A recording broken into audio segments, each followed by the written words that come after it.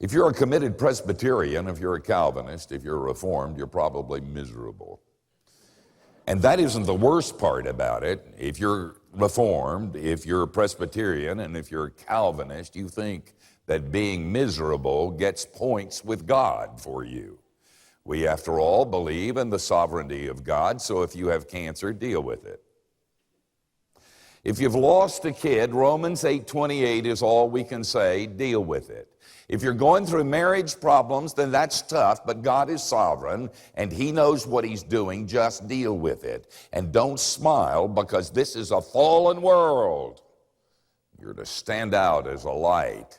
Just deal with the pain and the wounds and the sin, because that's your lot. Men must work and women must weep, and the sooner it's over, the sooner to sleep. God is sovereign. You're a peon, so deal with it. I remember at a church that I served, when we had healing services, I prayed about it, and I said, God, are you sure? And He was, and I did, but it required that I teach for weeks before we started them. And you know why I had to teach? Because I had seen so much drivel from the name it, frame it, claim it people who said that God meant for you to be healthy and wealthy and wise, and had spoken so often against that, the people, my beloved people in the church, had gotten to the point where they thought that God never said yes. They got to the point that I just described to you, that whatever you're going through, no matter how bad it is, deal with it.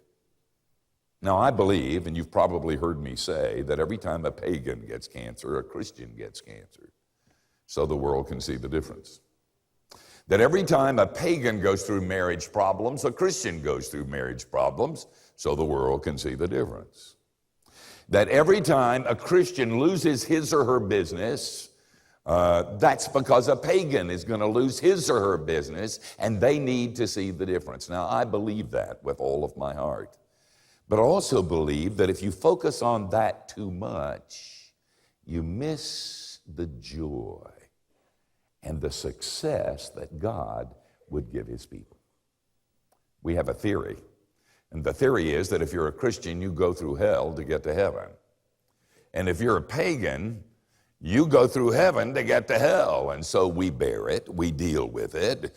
We deal with our failure and our misery, but we say to the pagans, you're going to get yours, and you're going to roast. We're going through hell now, but someday we're going to be home.